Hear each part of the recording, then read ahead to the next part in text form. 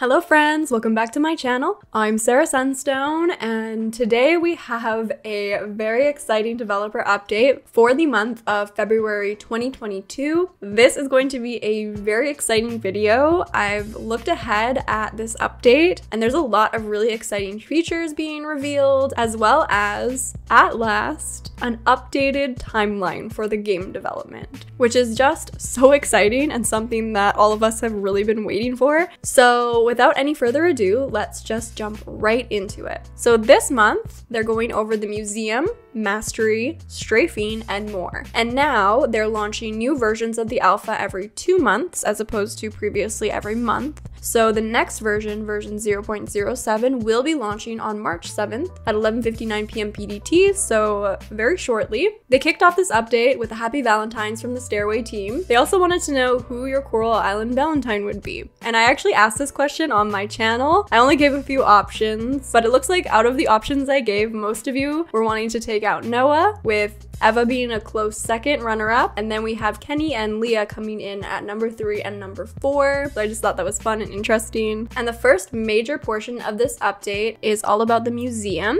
So they've renovated the museum, and they've now confirmed that the museum will be featuring sections for artifacts, gems, insects, fish, and fossils. They didn't want to spoil too much for the interior of the museum, but they are giving us a look at several areas. As a side note, I'm really happy that there's going to be a section for gems. I can't wait to see what that looks like. Oh my gosh. So here's a first look at one portion of the museum interior. This shipwreck in the center here is super cool, and it looks like there's some sort of room off to the side here. I don't know if that's like an office area or something, but it states that artifacts are going to be grouped and displayed based on where you find them. So I'm imagining that means if you find artifacts in the mines, they'll be in one section of the museum. If you find them while you're diving, maybe they'll be in this section with the shipwreck, and it looks like there's some coral type structures down here. I'm not sure where else you would find artifacts, but it definitely seems like it's going to be very organized. Now, my goodness, we've got a GIF here. Holy, I have not seen this before because I just scrolled quickly through this update to look at the main headings.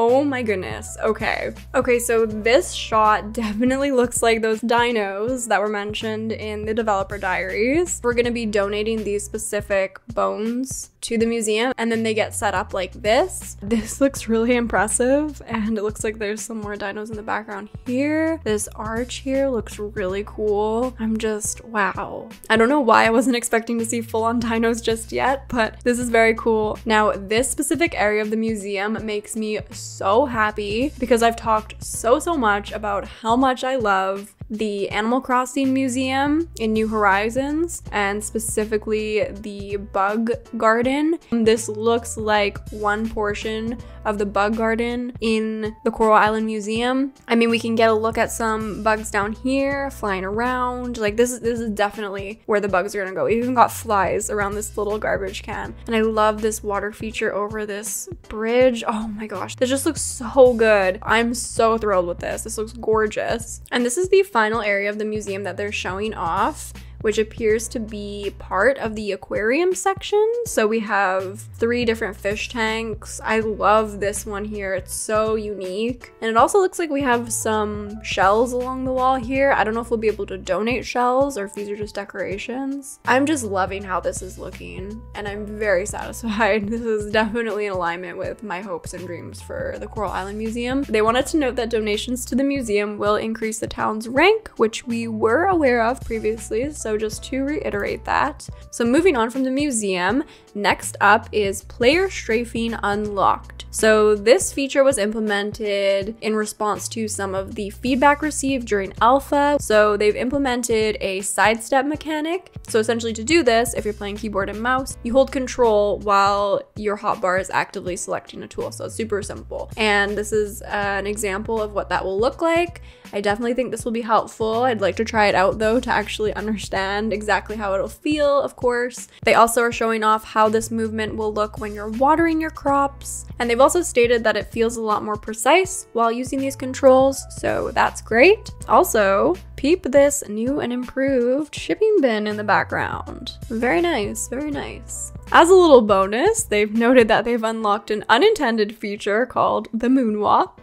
So I'm assuming this is sort of a bug of the month, which is so funny. My goodness, what is going on in this GIF? Is this Paul dancing? It looks like he's dancing very enthusiastically compared to Anne at least. And then it looks like we have some animations of several of the NPCs eating at the tavern as well as Theo performing. So there's actually a lot to see in this GIF, even though it was just to highlight this bug. They also noted that they realized a good portion of alpha players want mouse-based controls. And although they don't have anything to share on that today, they want everyone to know that they're trying their best to implement it into the game. I don't know if that means like no keyboard. I'm not sure why this is confusing me. I think maybe I'm just tired or overthinking it, but if this makes sense to you and you care about this, there it is.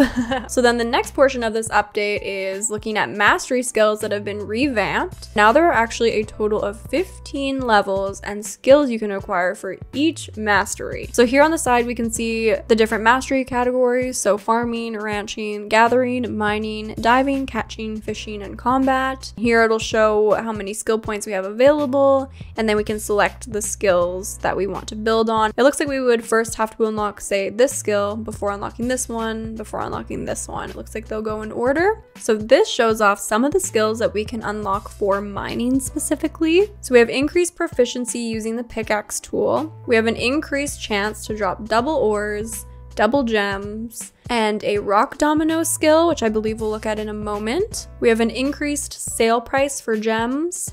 We have an increased chance for rocks to drop rare resources, and we have an increased chance to double your energy when consuming a consumable. So then they also show off what the rock domino skill looks like, which apparently is a very popular choice amongst the team. So essentially you hit one rock and then it has a domino effect on several that are next to that rock. So that is very interesting and very cool. And I don't think I've personally seen this in a game before, so I'm very excited to try this. It looks like super satisfying. And no, we're not done yet. Next up are some revamped interiors and exteriors. So first we're gonna be taking a look at Jim's house, which is an interior that I have not seen. It has not been accessible to alpha players at all, so this is brand new. We had previously seen the exterior of the house, but this is where Jim, Lily, and Theo live. So we can get a really clear look at the main room of the house. It looks so aesthetically pleasing, just as I would anticipate. I love all the plants, the bonsais. I imagine those are all lilies. This interior definitely suits this family. We've got a really nice kitchen over here on the side. And then this looks like it must be the entrance. This is where their shoes are, and there's a little seat here. So very beautiful. I'm guessing that this is Jim's room. So yeah, beautiful interior. Again, I expect nothing less at this point, but I'm always so impressed. Next up, they are showing off a shortcut that has been added, which connects the observatory and the woodlands. This might be completely new to some of you. We did go over the fact that they have been working on some sort of observatory that's been noted in the developer diaries. Off on the side here, this looks like some sort of a basketball court, but this looks beautiful. I love the stone steps. It's literally like we are living with the landscape, and we're gonna need those shortcuts when we're wandering around the map because it is quite large. And then the other shortcut they wanted to show off connects the mid-forest and a rice paddy terrace, which I had no idea was gonna be in the game. It makes sense for sure. It fits with the location and culture and all that, so makes perfect sense. Looks like over here is the rice paddy field.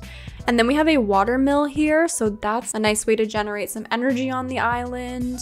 Love the exposed roots from this tree here. Yeah, definitely some beautiful little pockets of scenery across the map, so loving to see this, loving to see more of the map. And the last feature they're showing off before we move into the updated timeline is a look at what developing new features looks like. So this is basically another bug of the month, but it looks like they're working on implementing mounting animals, and it looks like their player just fell right through the map. So that's super funny.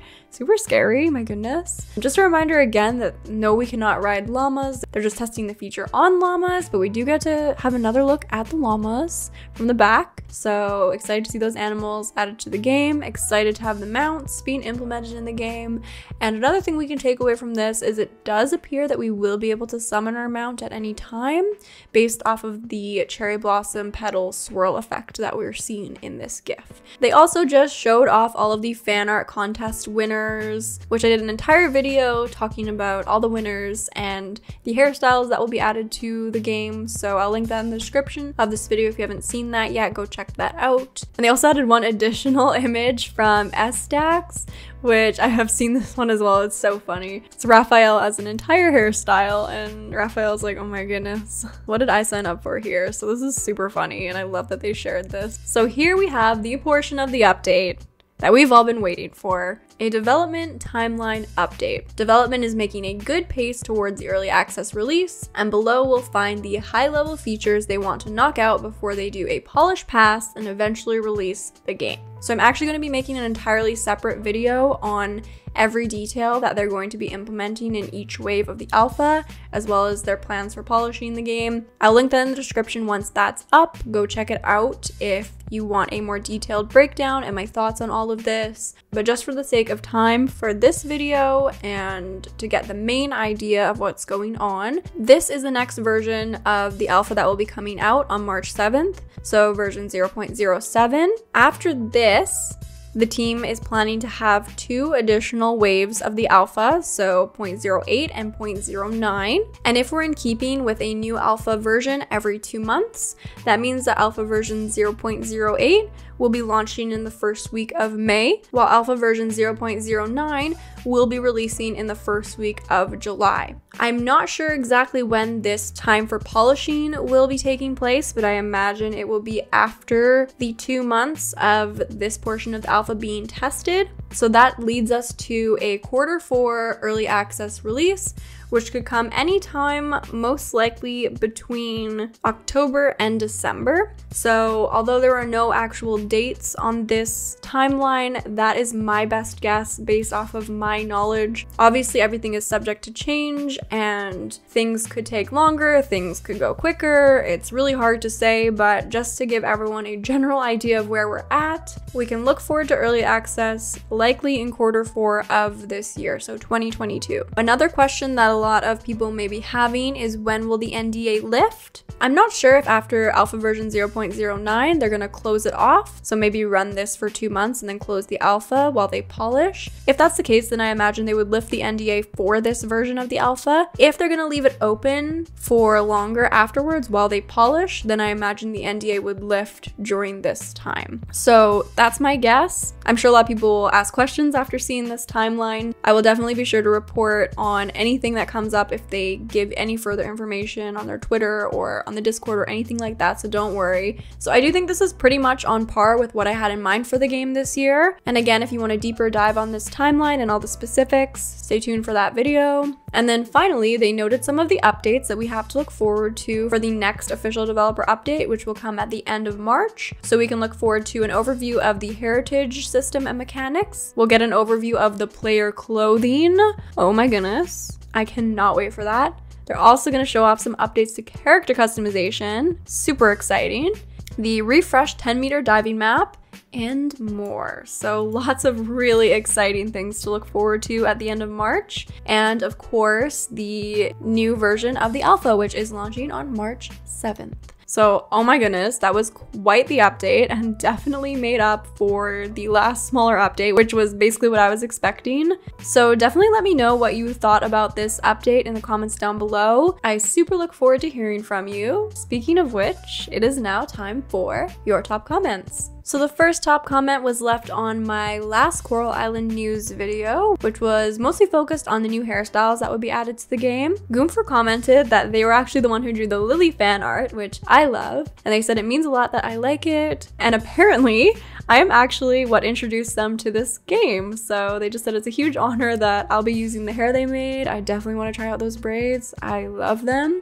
And they said I'm still kind of freaking out. So major congratulations for your win. And I am so happy that I played a part in your discovery of Coral Island. So thank you so much for your support on this channel. The other top comment on this video was from Daromaniac, and they said that what they want most is an option for your romantic partner to move in without needing to marry them. They said that they also want their character to have polyamorous options, but that's not going to happen. So it has been confirmed that there won't be the option for polyamorous romances or relationships. You can date, I believe, many of the NPCs, but there will be a certain point where you decide to couple up with one, and that will negate the other options. I believe there'll still be the opportunity to divorce and remarry, but I'm not 100% sure. And I also agree that the option for your romantic partner to move in with you without the need for marriage would be definitely lovely. So I'm not sure where they're at with that. I don't know if that'll be implemented or not, but I would definitely like to see that as an option. And then the top comment on the latest episode of my Coral Island Diary series was from Faye, and they said, "So ready for the merfolk. Glad this is already in development," which is speaking on the merfolk kingdom.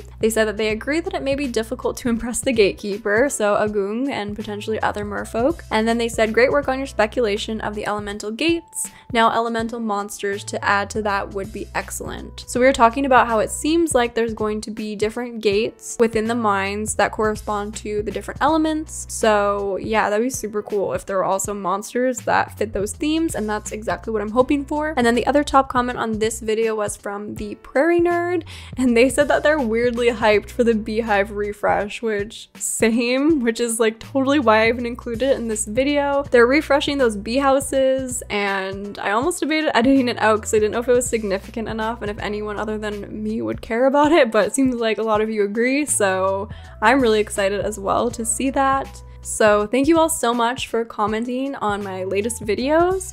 Be sure to leave your thoughts down below on this one, and maybe you'll be featured in my next. And before I leave you today, let's take a look at today's amazing fan art. Today's amazing fan art is from Shaeyl, who created a beautiful entry for the Valentine's in Coral Island contest. So this is of their original character on a date with Pablo. I love this hairstyle. I actually hope this one also somehow makes its way into the game. I mean, there were just so many beautiful pieces for this contest and so many delightful hairstyles. So I can't wait to eventually see everything available for us in the character customization portion of the game. But I just love this piece of art. I love the stunning scenery in the background. I love the single rose, and I love how the ribbon is woven through the braid back here. It's just so beautiful, so stunning, so romantic, and looks so peaceful. So be sure to show Shaeyl some love down in the comments below, and thank you so much for sharing your amazing art with us. Well, there you have it, friends. That was the February 2022 developer update. My goodness, was it ever full of so many exciting updates. Let me know what your thoughts are on the update overall, the timeline, the museum, the mining skills, anything and everything. I always love hearing from you. Thank you so much for watching. I love you all. And until next time, take care.